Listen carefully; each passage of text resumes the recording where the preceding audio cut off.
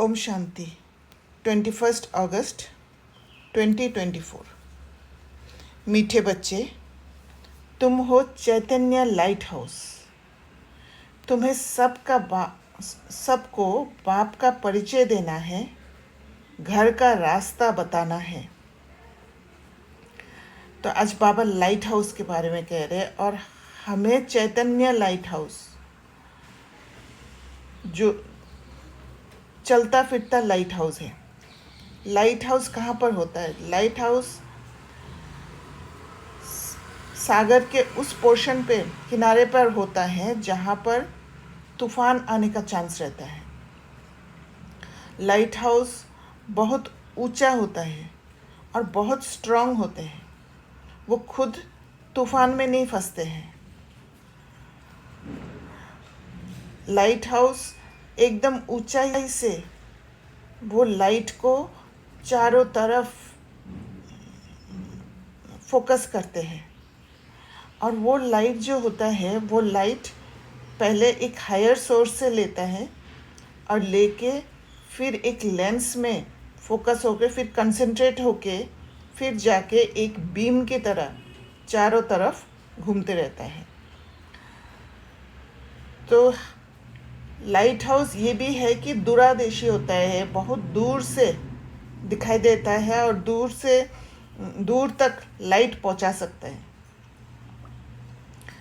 Light house जो lens use करता है वो हम कह सकते हैं कि सिविल आई बनाकर वो लाइट प्रकाश करते हैं। और लाइट हाउस में कभी भी डार्कनेस नहीं होता है, हमेशा लाइट होता है।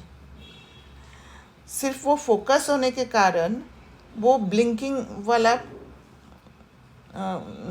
स्टेट वो दिखाई देता है। बाकी पूरा रोशनी होता है लाइट हाउस के अंदर।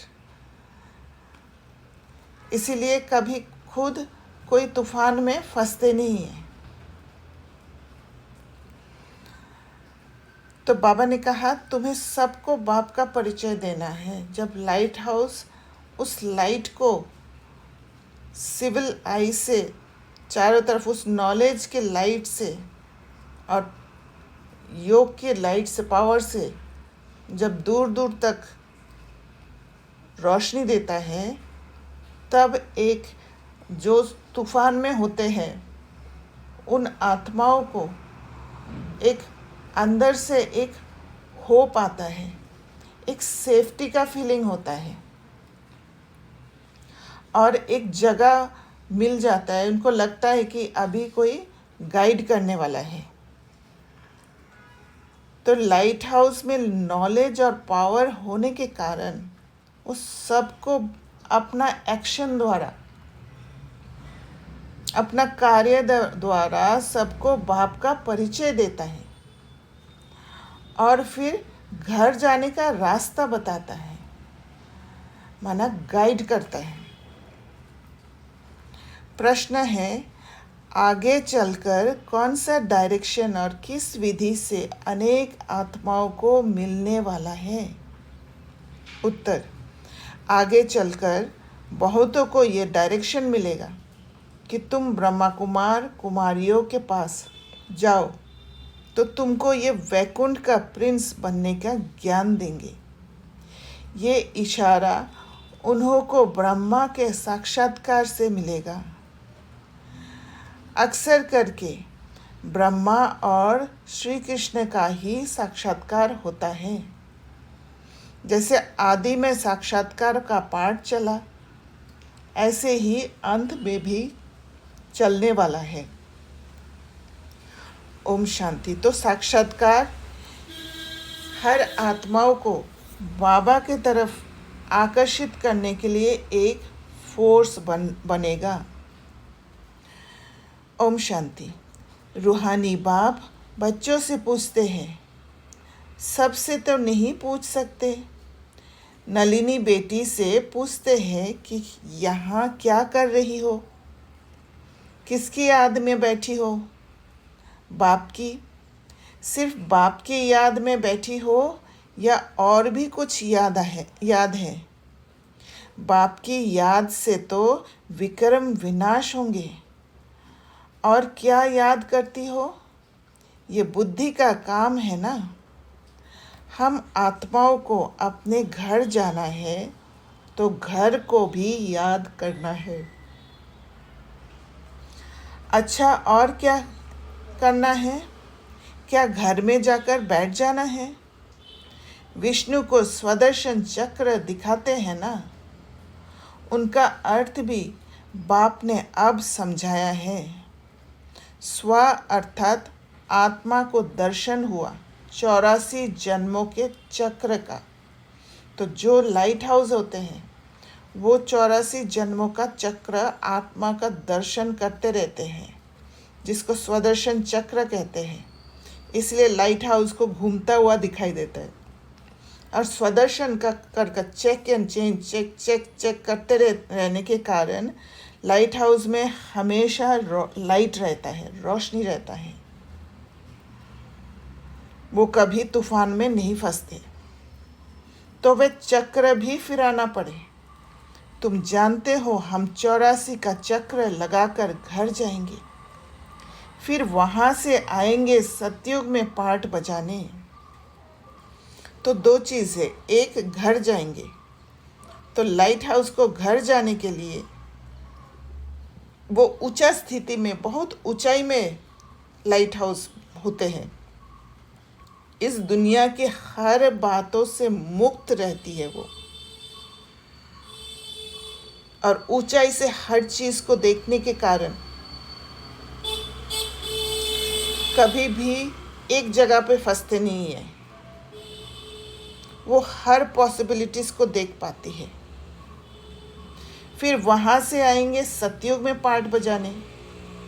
तो इस दुनिया से मुक्त रहने के कारण वो सतयुग में प्रारब्ध पाने के लिए जो भी संस्कार अपने अंदर धारण करना है वो धारण करते जाते हैं, खुद को सेफ रखते हैं। फिर 84 का चक्र लगाएंगे। विष्णु को कोई चक्र होता नहीं, वह तो है सतयुग का देवता। विष्णुपुरी कहो या लक्ष्मी नारायण की पुरी कहो, स्वर्ग कहो, स्वर्ग में लक्ष्मी नारायण का राज्य था। अगर राधे कृष्ण का राज्य कहते हैं तो ये भूल करते हैं। राधे कृष्ण का राज्य तो होता नहीं, क्योंकि दोनों अलग अलग राजाई के प्रिंस प्रिंसेस थे। राजाई के मालिक तो फिर स्वयंवर के बाद बनेंगे। तो ये जो विष्णु को चक्र दिया है, ये चक्र है तुम्हारा। तो जहाँ जब बैठते हो तो सिर्फ शांति में नहीं बैठना है, वर्षा भी याद करना है। इसलिए ये चक्र है। बाप कहते हैं तुम लाइट हाउस भी हो, बोलता चलता लाइट हाउस हो। एक आँख में शांति धाम, एक आँख में है सुख धाम। दोनों को याद करना पड़ता है। याद से तो पाप कटते हैं। घर को याद करने से घर में चले जाएंगे। फिर चक्र को भी याद करना है। ये सारे चक्र की नॉलेज तुमको ही है। जब घर को याद करते हैं तब महसूस होता है कि इस दुनिया के हर चीज़ को आत्मा मुक्त होती है। और मुक्ति का जो अनुभव है वो इतना आत्मा को भाता है, जो मुक्ति की तरफ जाने के लिए तैयार होने लग जाते हैं। 84 का चक्र लगाया है। अब ये अंतिम जन्म है मृत्यु लोक में। नई दुनिया को कहा जाता है अमर लोक। अमर अर्थात तुम सदैव जीते रहते हो, तुम कभी मरते नहीं हो। तो जो लाइट हाउस है वो स्थिति को प्राप्त करती है। यहाँ तो बैठे बैठे अचानक मृत्यु हो जाती है, बीमारियाँ होती हैं, वहाँ मरने का डर नहीं, क्योंकि अमर लोग हैं, क्योंकि वो आत्मा का मुक्त अवस्था में टिके हुए होते हैं। तुम बूढ़े होते हो तो भी ज्ञान है, हम गर्भ महल में जाकर प्रवेश करेंगे, क्योंकि नॉलेज होने के कारण, वो लाइट होने के कारण आत्मा शरीर छोड़ने के लिए तैयार रहती है, क्योंकि पता है गर्भ महल में प्रवेश करना है जहाँ पर सुख है, तो वो सुख भोगने के लिए तैयार रहता है। तकलीफ वाला बात या दुख की बात का नॉलेज ही नहीं है। अभी जाते हैं गर्भ जेल में, वहाँ तो गर्भ महल होता है, इसीलिए खुशी खुशी शरीर छोड़ देते हैं। वहाँ पाप तो करते नहीं जो सज़ा भोगनी पड़े, यहाँ पाप करते हैं जिस कारण सज़ा भोग कर बाहर निकलते हैं तो फिर पाप शुरू कर लेते हैं। ये है पाप आत्माओं की दुनिया। तो यहाँ पर दुख धाम में कार्मिक अकाउंट काम करता है। कार्मिक अकाउंट का फोर्स काम करने के कारण शरीर ज़बरदस्ती छोड़ना पड़ता है, इच्छा से नहीं, और फिर जाके गर्भ जेल में वापस भोगना होता है। यहाँ तो दुख ही होता है, वहाँ दुख का नाम नहीं। तो एक आँख में शांति धाम, दूसरी आँख में सुख धाम रखो। तो लाइट हाउस किस स्थिति में रहता है? उस शांति में। तूफान के जगह पर खड़े रहता है। और लाइट हाउस, जो चैतन्य लाइट हाउस होती है, वो अपने को सेफ रख के उस शांति में रहती है। तो एक आँख में शांति धाम, उन तूफानों से मुक्त, और दूसरी आँख में सुख धाम रखते हैं, सुखी रहते हैं उस तूफान के किनारे भी। भल तुम जन्म जन्मांतर जब तब आदि करते आए हो, परंतु वह ज्ञान तो नहीं है ना, वह है भक्ति। उसमें कोई युक्ति भी नहीं मिलती कि तुम ऐसे सतोप्रधान बन सकते हो। कोई रास्ता दिखाने वाला नहीं है, कोई भी नहीं जानते। बस सुना है श्री कृष्ण भगवानुवाच देह सहित, ये गीता के अक्षर है जो पढ़कर सुनाते हैं। देह सहित, देह के सब संबंधों को भूल जाओ। ऐसे नहीं कहते कि तुम ऐसे बनो, सिर्फ पढ़ते हैं भगवान ऐसे कहकर गया था जब आया था पतितों को पावन बनाने। सिर्फ गीता में परम पिता परमात्मा के बदले श्री कृष्ण का नाम डाल दिया है। अब श्री कृष्ण तो रथ ही है ना, शरीर है, उनको रथ चाहिए क्या? वह तो खुद देहधारी है। श्री कृष्ण का नाम किसने रखा? जैसे छठी होती है तो नाम सबके पढ़ते हैं, बाप को तो सिर्फ शिव ही कहा जाता है। तुम आत्माएं जन्म मरण में आती हो तो शरीर का नाम बदलता है। शिव बाबा तो जन्म मरण में आता नहीं, वह सदैव शिव ही है। बुरी बिंदी जब लिखते हैं तो कहते हैं शिव। बिंदी आत्मा तो है बिल्कुल सूक्ष्म। आत्मा का अगर साक्षात्कार होता तो भी किसको समझ में नहीं आता, क्योंकि इतना सूक्ष्म है, देखा अनदेखा हो जाता। देवी को देख खुश हो जाएंगे। अच्छा फिर क्या? प्राप्ति तो कुछ नहीं, अर्थ नहीं, सिर्फ नौंधा भक्ति की। दर्शन किया तो उसमें ही खुश हो जाते हैं। बाकी मुक्ति, जीवन मुक्ति की तो बात ही नहीं है। वह है सब भक्ति मार्ग। यहाँ ये है ज्ञान मार्ग, और ज्ञान मार्ग में ही वो विधि मालूम होता है मुक्ति, जीवन मुक्ति पाने का। उसका ज्ञान होता है। भक्ति होता है सिर्फ सुनना और ख़त्म करना, भक्त बन जाना, भटकना। वहाँ ज्ञान नहीं है, वहाँ धारणा नहीं होता है। यहाँ अक्सर करके साक्षात्कार होता है ब्रह्मा का, फिर श्री कृष्ण का होगा। कहेंगे इस ब्रह्मा के पास जाओ तो तुम कृष्णपुरी व वैकुंठ में जाएंगे। लक्ष्मी नारायण का भी साक्षात्कार हो सकता है। ऐसे नहीं साक्षात्कार हुआ माना सद्गति हो गई। ये सिर्फ इशारा मिलता है, यहाँ जाओ। एक फोर्स क्रिएट होता है ताकि आत्माएं वहाँ जाकर पहुँचे। आगे चल बहुतों को साक्षात्कार होगा, डायरेक्शन मिलेगा।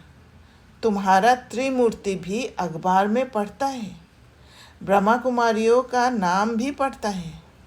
तो ब्रह्मा का ही साक्षात्कार होगा कि इनके पास जाने से तुमको ये वैकुंठ का प्रिंस बनने का ज्ञान मिलेगा। जैसे अर्जुन को विष्णु का और विनाश का साक्षात्कार हुआ। बाप कहते हैं तुमको कमल फूल समान बनना है, परंतु स्थायी तो तुम नहीं रहते हो, इसलिए अलंकार विष्णु को दे दिए हैं। नहीं तो देवताओं को शंख आदि की दरकार है क्या? तो विष्णु के अलंकार हमारे पास ही होता है।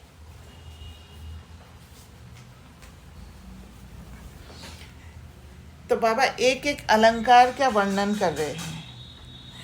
मुख से सुनाने को शंख ध्वनि कहा जाता है। तो लाइट हाउस सबको ज्ञान भी देते हैं। ज्ञान की रोशनी दूर दूर तक पहुंचाती है। कमल का राज भी बाप समझाते हैं। तुम ब्राह्मणों को इस समय कमल फूल समान बनना है। तो लाइट हाउस भी कमल फूल समान है। तूफान के बीच में रहते हुए भी खुद तूफान से परे रहते हैं, तूफान के वश नहीं होते हैं। गदा है 5 विकारों रूपी माया को जीतने की। वो ना कहने की ताकत है। वो बाप उपाय बताते हैं, मामेकम याद करो। तो लाइट हाउस भी वो जो लाइट का नॉलेज का लाइट द्वारा अंधकार को मिटाते हैं, खुद को सेफ रखती है। 5 विकारों को माया की रूपी माया पर जीत पाती है। तो बाप उपाय बताते हैं, मामेकम याद करो तो तुम्हारे विक्रम विनाश होंगे। श्रीमत पर चलकर पतित पावन बाप को याद करो। बाबा ये विधि बता रहे कैसे लाइट हाउस, चैतन्य लाइट हाउस बनना है। दूसरा तो कोई पतित पावन है नहीं सिवाय एक बाप के। बाप कहते हैं मुझे बुलाते ही इसलिए है कि हम सबको इस शरीर से छुड़ाकर पावन दुनिया में ले चलो। तो शरीर से छुड़ाना माना मुक्त करना, इस दुनिया से मुक्त करना, उस ऊंचाई की स्थिति में, उस स्टेबिलिटी में हर पल टिकना, वो हायर सोर्स से, शिव बाबा से शक्ति भर भर कर और दूर दूर तक फैलाना। तो बाप ही आकर सब आत्माओं को पतित से पावन बनाते हैं, क्योंकि अपवित्र आत्माएं तो घर में अथवा स्वर्ग में जा नहीं सकती है। बाप कहते हैं पवित्र बनना है तो मुझे याद करो। याद से ही तुम्हारे पाप कटते जाएंगे, ये मैं गारंटी करता हूँ। तो बाबा गारंटी कर रहे हैं कि याद से पाप कटेंगे, तो याद बहुत इम्पोर्टेंट है।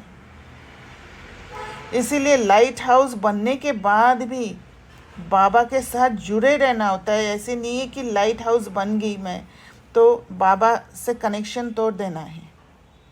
बुलाते हैं, हे पतित पावन आओ, हमको पावन बनाकर नई दुनिया में ले चलो। तो कैसे जाएंगे? कितनी सीधी बात बताते हैं। बाप की सहज नॉलेज और सहज बात है।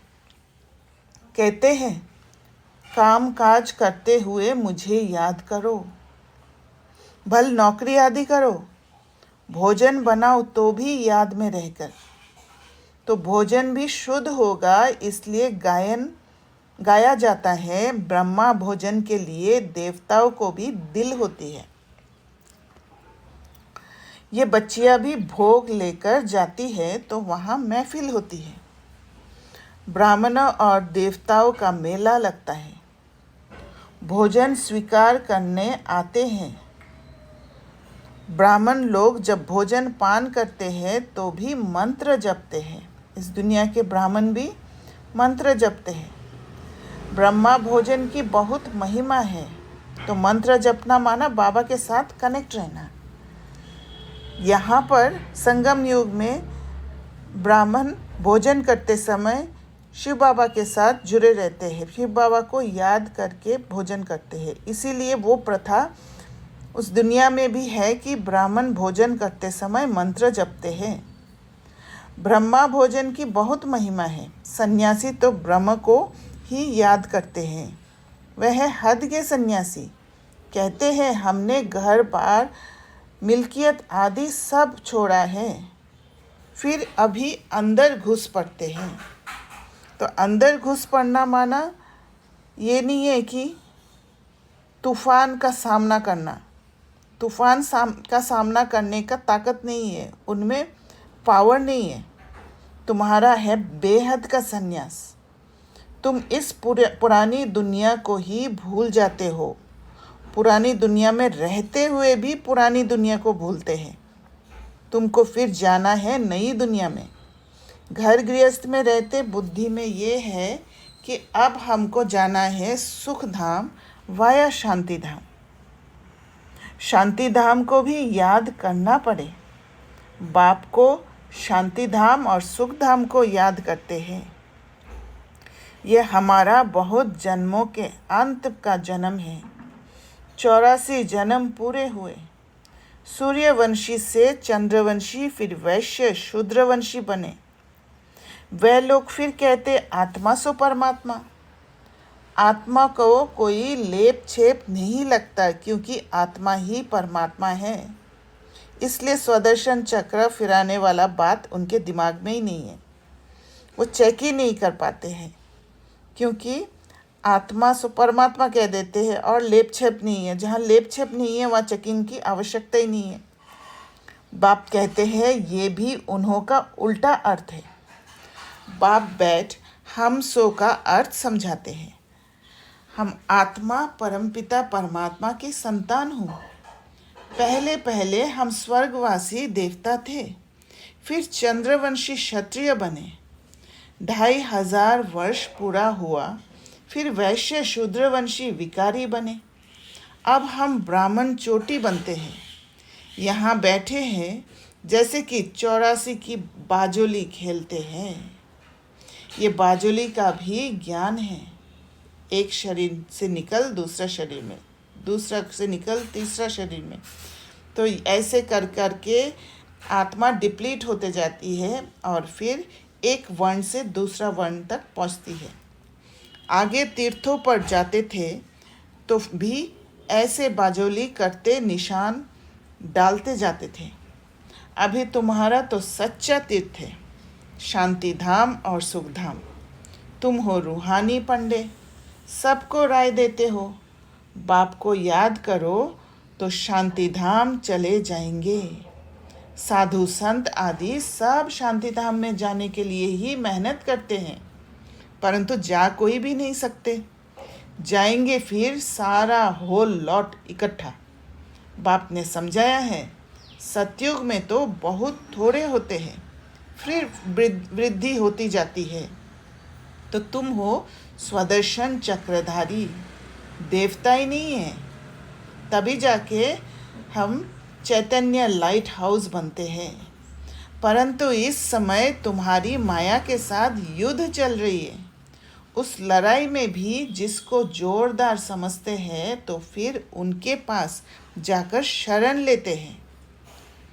कोई अगर बहुत पावरफुल है और हर परिस्थिति का सामना कर पाते हैं तो उनके आगे शरण लेते हैं, उनको फॉलो करने की कोशिश करते हैं, उनसे एडवाइस लेते हैं, वेरीफाई कराते हैं। अभी तुम किसकी शरण लेते हो? स्त्री पुरुष दोनों कहते हैं हम शरण पड़ते हैं तेरी। मेरा तो एक शिव बाबा, दूसरा ना कोई। सब आत्माओं का बाप तो एक है ना, उस एक के तुम बच्चे हो। साधु संत तो एक नहीं है, अनेक भगवान हो जाते हैं। तो साधु संत के फॉलोअर्स जो हैं वो उनको भगवान मानते हैं। तो बाबा कहते हैं वो एक नहीं है, बहुत सारे साधु हैं, तो अनेक भगवान हो जाते हैं। भगवान तो एक है। जो घर से रूठे वे भगवान।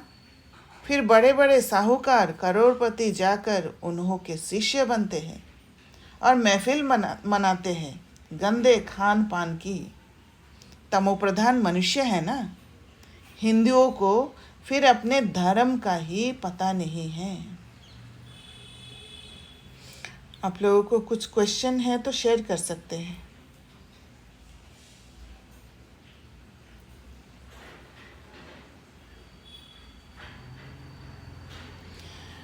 तो बाबा कहते हैं, हाँ जी बोलिए।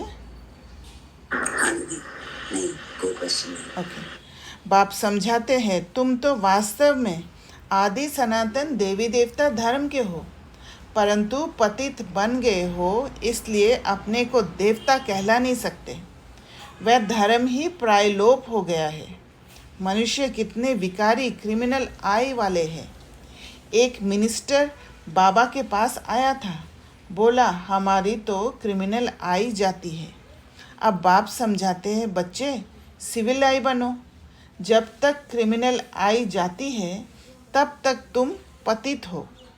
अपने को भाई भाई समझो तो वह क्रिमिनल दृष्टि उड़ जाएगी। हम आत्मा भाई भाई हैं, एक बाप से वर्षा ले रहे हैं। जब वो आत्मा के प्रति भाई भाई की दृष्टि होगी तभी जाके चैतन्य लाइट हाउस बनेंगे। तभी जाके वो चैतन्य लाइट हाउस बन के जो आत्माएं उन तूफानों में फंसे हुए हैं उनको रोशनी दे के, नॉलेज की रोशनी और पावर दे के उनको रास्ता बता सकेंगे, उनको सेफ कर पाएंगे, रावण से छुड़ा सकेंगे। बाबा कहते हैं एक बाप से वर्षा ले रहे हैं सब भाई भाई। आत्मा का तख्त ये भ्रुकुटी है, इसको कहा जाता है अकाल तख्त। अकाल आत्मा इस तख्त पर विराजमान है। ये तो मिट्टी का पुतला है, सारा पार्ट आत्मा में ही भरा हुआ है। बाप कहते हैं मैं 5000 वर्ष के बाद आता हूँ तुम बच्चों को वर्षा देने। तुम जानते हो हम आए हैं हेल्थ वेल्थ हैप्पीनेस का वर्षा लेने। सतयुग में अथाह धन मिलता है। तुम 21 पीढ़ी देवता बनते हो। बुढ़ापे बिगर कभी कोई मरेगा नहीं। यहाँ तो बैठे बैठे अचानक मर पड़ते हैं, गर्भ में अंदर भी मर पड़ते हैं। वहाँ तो दुख का नाम नहीं होता। उनको कहा जाता है सुखधाम राम राज्य, ये है दुखधाम रावण राज्य। सतयुग में रावण होता ही नहीं। तो ये 84 का चक्र भी बुद्धि में तुमको याद रहेगा, बहुत खुशी रहेगी। तुम जानते हो हम नए विश्व के अर्थात सतयुग के मालिक बनने वाले हैं।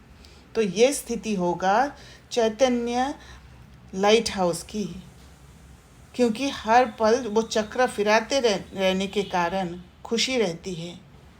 तो चारों तरफ खुशी और शक्ति और ज्ञान की लाइट फैलाती रहती है।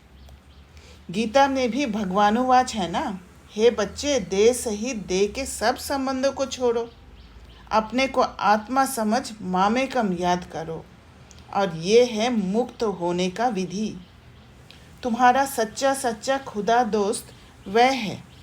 अल्लाह अवलदीन का नाटक, हातम ताई का नाटक सब इस समय के हैं। ये फिर वहाँ कहानी बना। अभी मनुष्य कितना माथा मारते रहते हैं, बच्चे कम पैदा हो, बेहद का बाप कितना कम कर देते हैं। ये बाबा में ही ताकत है जो सतयुग में बहुत कम आत्माएं जाती है और फिर सारे आत्माएं परमधाम चले जाते हैं। पर उसका फोर्स पहले से ही क्रिएट होने लग जाते हैं, जहाँ पर आत्माएं उस स्थिति में आ जाती है कि बच्चे कम पैदा करना है।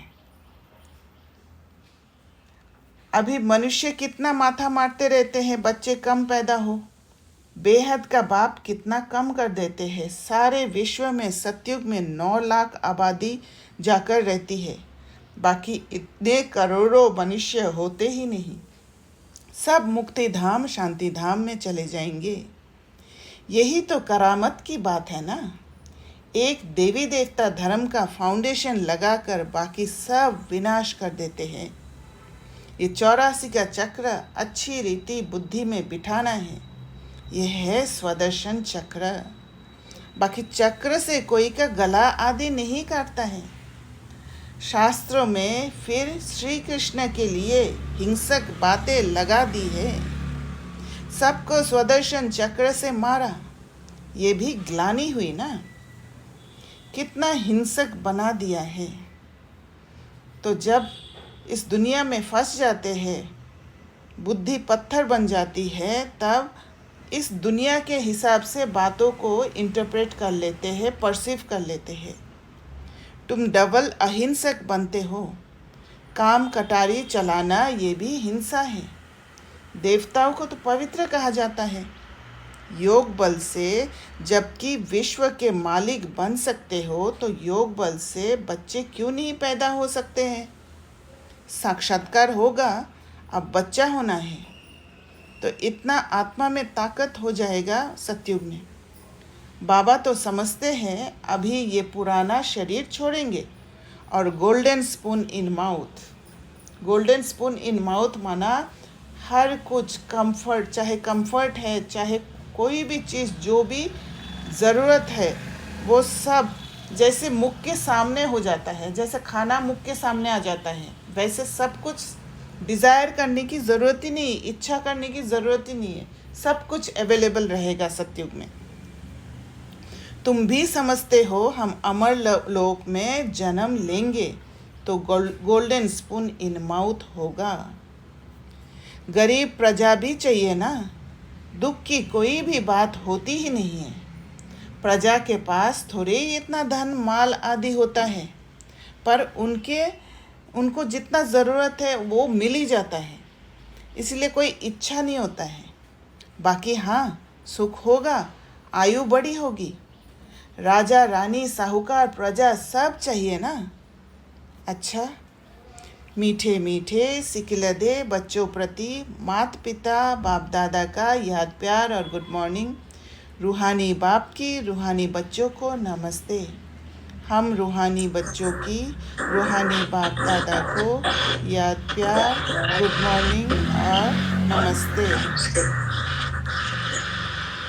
धारणा के लिए मुख्य सार। पहला पॉइंट, बाप की याद के साथ साथ खुशी में रहने के लिए 84 के चक्र को भी याद करना है। जब सेल्फ चेकिंग होगा, जब 84 का चक्र को फिराते रहेंगे, तब कोई भी तूफान, कोई भी माया के इफ़ेक्ट अंदर आने नहीं देंगे, हमेशा सेफ रहेंगे। वो चैतन्य लाइट हाउस बने रहेंगे। स्वदर्शन चक्र फिराना है, खुदा को अपना सच्चा दोस्त बनाना है। दूसरा पॉइंट, डबल अहिंसक बनने के लिए क्रिमिनल आई को बदल सिविल आई बनानी है। उस सिविल आई के लेंस द्वारा ही हर परिस्थिति को देखना है। जैसे चैतन्य लाइट हाउस करती है, बाबा से ताकत लेके वो लेंस द्वारा दूर दूर तक रोशनी पहुंचती है, और वो जो बीम, लाइट का बीम है, वो लाइट का बीम है सिविल आई वाला। तो वो भाई भाई की दृष्टि हर एक आत्मा के प्रति होती है, और उन भाइयों को उन तूफान से बचाने का एक अंदर में भावना होती है। हम आत्मा भाई भाई है, ये अभ्यास करना है। वरदान, सर्वशक्तिमान बाप को कंबाइंड रूप में साथ रखने वाले सफलता मूर्त भव। तो कंबाइंड क्या है? कंबाइंड तभी हो सकता है, एक अगर किसी से मिक्स हो सकते हैं, और दूसरा अगर सॉल्यूशन बन जाते हैं। तो कंबाइंड रूप में साथ रखने के लिए, मिक्स होने के लिए सेम फ्रीक्वेंसी में होना ज़रूरी है। और दूसरी बात है, साथ में सॉल्यूशन बनने के लिए एक दूसरा में समा जाने की ताकत होना चाहिए।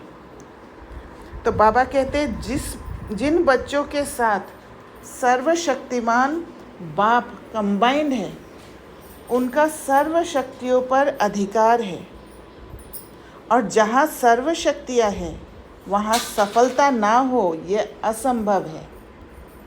तो कंबाइंड रहने के लिए, मिक्सचर बनने के लिए, सॉल्यूशन बनने के लिए सर्व शक्तियाँ होना ज़रूरी है। तो बाबा के साथ जुड़े रहते हैं तो सर्व शक्तियाँ रहता है और सफलता भी रहते हैं। यही सदा बाप से कंबाइंड रहने की कमी है, तो सफलता भी कम होती है। सदा साथ निभाने वाले अविनाशी साथी को कंबाइंड रखो तो सफलता जन्म सिद्ध अधिकार है, क्योंकि सफलता मास्टर सर्वशक्तिमान के आगे पीछे घूमती है। रिज़ल्ट पर हमें फोकस करने की ज़रूरत ही नहीं है। ऐसे आत्मा को रिज़ल्ट पर फोकस करने की ज़रूरत ही नहीं है, क्योंकि वो निश्चिंत रहती है, और निश्चिंत रह के जो सर्व शक्तियाँ प्राप्त होती है बाबा से, वो सफलता अपने आप चारों तरफ घूमते रहती है। वो एक सफलता स्वरूप बन जाती है। स्लोगन, सच्चे वैष्णव वे हैं जो विकारों रूपी गंदगी को छूते भी नहीं। तो जो लाइट हाउस है, चैतन्य लाइट हाउस है, वो वैष्णव है। वो विकार से ऊंचा रहते हैं, उसको क्रिमिनल आई से सिविल आई बना के अंदर जाने ही नहीं देती है, और इसीलिए विकार रूपी गंदगी को छूते भी नहीं। हाँ जी, कोई प्रश्न है तो पूछ सकते हैं। हाँ दीदी, ओम शांति। ओम शांति। जो अभी आपने बोला ना, सब रिजल्ट नहीं सोचना ना, पर उसमें अपना पार्ट तो करना है ना। अपना पार्ट, कर्म जो है वो करते जाना है, और वो स्टेबिलिटी से करना है, हिलना नहीं है वहाँ पे। क्योंकि जहाँ रिज़ल्ट पर फोकस रहेगा कि मुझे अच्छा करना है, तो मुझे ऐसे काम करना है ताकि मुझे ये मिल जाए, तब क्या है, कन्फ्यूजन रहेगा, डाउट रहेगा, फियर रहेगा। तो फिर आप जो कर्म कर रहे हो उस समय, वो कर्म ठीक से नहीं हो पाएगा। वहाँ पर ताकत नहीं होगा बाबा के, वहाँ पर बाबा के साथ आप कंबाइन नहीं रह पाओगे। तो रिज़ल्ट तो, अगर आप कर्म अच्छा कर रहे हो उसी समय प्रेजेंट में रह के उसी पर फोकस रखते हो, तो ऑटोमेटिक रिज़ल्ट अच्छा होगा। बाबा कहते हैं सफलता आगे पीछे घूमती है ऐसे आत्माओं के, क्योंकि सफलता जन्म सिद्ध अधिकार है। तो मेन बात है ऐसी आत्मा को बाबा के साथ कंबाइंड रहने के लिए अपनी स्टेबिलिटी को मेंटेन करना, ना कि रिजल्ट ओरिएंटेड होके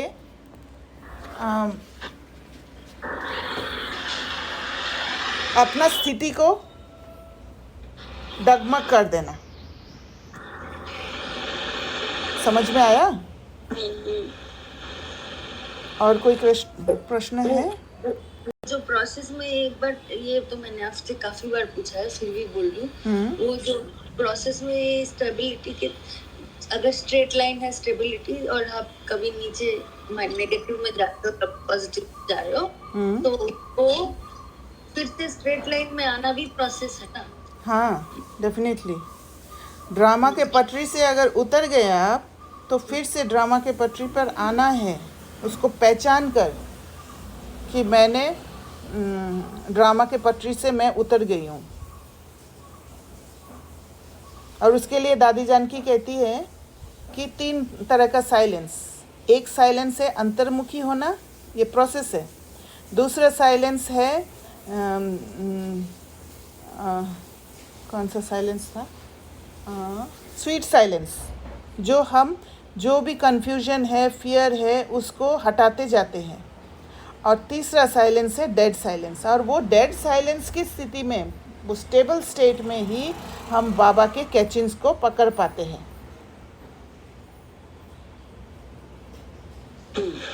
बाद में मैं इन तीनों का डिटेल मीनिंग समझना पड़ेगा। Okay, fine. Thank you. अच्छा, ओम शांति। दीदी मैं ड्रॉप हटा लूँ।